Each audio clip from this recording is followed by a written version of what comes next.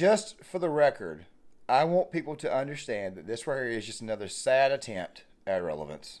Hey gang, John Claymore here. So our favorite clout chaser is back.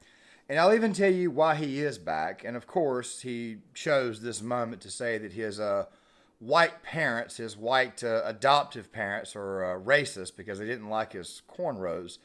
Guys, I'm going to go ahead and come on out and say the only reason why Kaepernick is even doing this is because Kaepernick is looking for some form of relevance. Now, guys, in this video right here, I'm going to be explaining to you what relevance he's looking for, why he's looking for that relevance, and finally, I'm going to explain to you guys why it is that if there's anybody in life who has had some form of privilege, it is in fact Colin Kaepernick. So make sure you guys stick around for the full video. Now guys, when I saw this little report, and by the way, this video is coming out on Saturday. It's been a few days since it came out. I immediately thought to myself, oh my God, here we are at it again. And once again, you see other channels like, say, Black and White Sports and several others, Ryan Kennel and them, going out of their way to say, well, we got to fight back against this guy. In my personal opinion, I think it's time to stop, okay? Colin Kaepernick is dead. It is done. It is over. This right here, like I said before at the very beginning of the video, is just another attempt at trying to get some form of relevance back. Now, guys, why would Colin Kaepernick want some form of relevance? Why the hell would he want his name in the media? It causes debate. It causes debate on these sports networks. As a matter of fact, the video that was released on Friday, which of course was a dig at First Take, which of course was a dig at Kendrick Perkins being so overtly stupid about the NBA MVP voting and being put in his place by J.J. Redick, which by the way is absolutely hilarious. I highly advise you guys go check out that video. It's just Colin Kaepernick trying to angle himself to get another job, which I don't think he will ever get because I don't think any NFL team wants anything to do with him. So let's go ahead and kind of backtrack on things, okay? Of course, like I said before, it is relevance. It's free agency time is coming up. So let's go ahead and discuss why it is that Kaepernick is really the epitome of privilege. So Colin Kaepernick was born to obviously a black mother.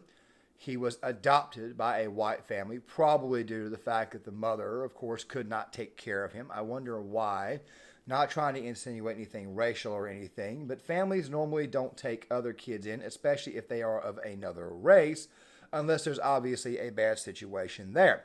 This same suburban family, which to my knowledge was in the state of Wisconsin. Kaepernick, by the way, grew up a Packers fan. I'm a Packers fan myself, so you'd think we'd at least have that in common, even though I think Kaepernick is an absolute joke, and I've been saying it for a while.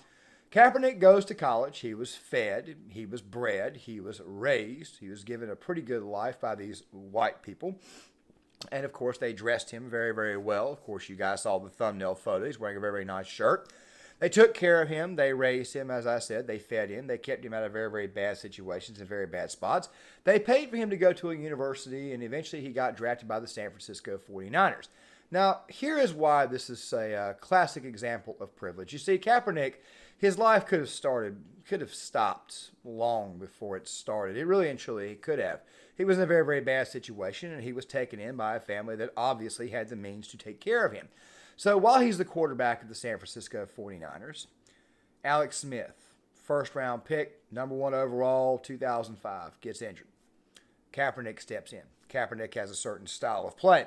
His style of play, of course, is to be a mobile quarterback. He runs around. He's got a good arm. As a matter of fact, the vast majority of mobile quarterbacks, eventually, when you take them out of a system, they eventually begin to fall apart. Trust me, you will probably see the exact same thing happen to Lamar Jackson. So if you're a Ravens fan and you want to get pissed off and scream and holler in the comment section, go right ahead and do so. I really and truly do not care. You're only feeding my algorithm. So the thing is this right here. He's the quarterback for about 6, 7 games, a little bit more than half, right around half the season. They go to the playoffs. They go to the Super Bowl that year. They lose. They got jobbed, in my opinion. The Harbaugh Bowl. They got jobbed.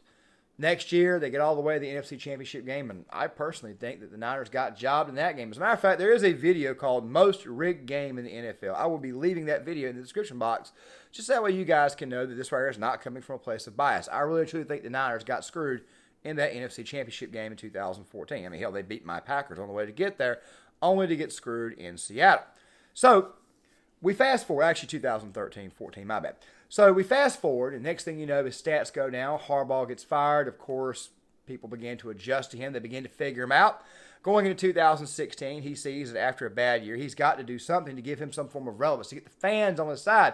So what does he do? He leans into the BLM movement. He starts kneeling during the national anthem, never thinking for a second that more than half the crowd would think that this was disrespectful. Just for the record, I want people to understand that this right here is just another sad attempt. Now, I reinserted that clip because this is kind of Colin Kaepernick's life. Just another sad attempt at getting clicks. You see, he did that there in the hopes that they would, of course, I don't know, maybe pay him a little bit more money. Oh my God, the fans really like him. They love him. And then, of course, he went out there and snuck up the joint. He's eventually let go out of his contract. Teams do offer him contracts. Of course, the Broncos offered him a contract. The Jets offered him a contract. The Ravens offered him a contract because they felt that he would have been a very good backup, which, by the way, is really all he was. Then he sues the NFL, him and Eric Reed both, the other flag kneeler. They get a good amount of money. Nike, for whatever reason, figures that they would use him as a poster child for their brand, which I thought was a bad move by Nike because Nike is known for promoting winners, not losers like Kaepernick. And then they turn right back around after that, and what happens? His name is still circulating around. You've got Woke Take. You've got Shannon Sharp. You've got all the wokesters out there saying, give this man a job. You've even got quarterbacks out there saying he deserves a job, even when they know that this guy absolutely sucks and that the epitome of his life was privilege and just good old-fashioned luck and being at the right place at the right time. And obviously he chose to bungle that by taking a chance on something that probably was not going to work out. Once again, somebody who completely underestimated his audience and did not read the crowd. Football, for the most part, is a patriotic sport. And what do? You kneel during the flag. Now, I understand the reasons why they kneeled. I understand why. I did not agree with him. I still do not agree with him. I thought it was disrespectful. I mean, in this country, we do not order you to stand for the national anthem. We ask you to do it. It's about respect. That's what it is. Respect for people who fought and died for your right to be a complete, total freaking dumbass. That right there is what it's about. It's about respect. Kaepernick obviously didn't read the room, and of course, ever since then, he's been trying to be relevant. I mean, there was this whole little stunt that he pulled with the tryout, which ended up being, quite frankly, bogus. And then, of course, when the Cowboys, when Dak Prescott got injured, we had to listen to this little nugget here. Or everybody grabs this and try to run with it. I'm saying you got to Let's start with this Colin Kaepernick. This, of course, was after Stephen A. Smith had slammed Kaepernick for pulling a stunt. Okay.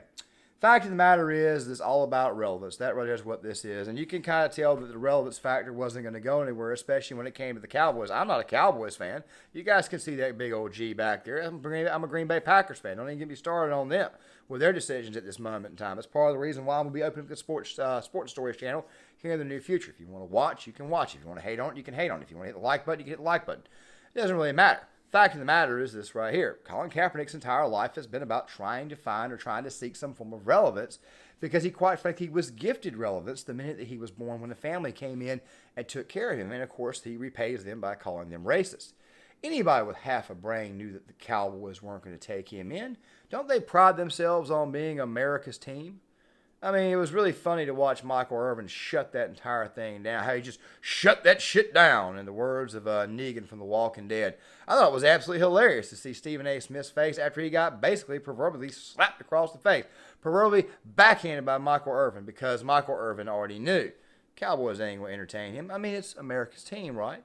Last thing you want is a flag kneeler to come inside your organization. Yeah, that right there would have really made the fans in Dallas, Texas, or Arlington, Texas, which is actually where the stadium is located. That would really make fans in the state of Texas, who are very, very patriotic, feel very, very good about their team. So, at the end of the day, this right here is just another sad attempt at relevance and clicks. And honestly, guys, if it were me, I would not give him the attention anymore. This right here, hopefully, is the final video that I make on this prick because, quite frankly, he doesn't deserve our time. Guys, John Claymore here. If you like this content, make sure you guys hit that like button, subscribe, share the video, sign up in the comment section. I want to get you guys' thoughts. Also, one more thing too, social justice warriors, piss off.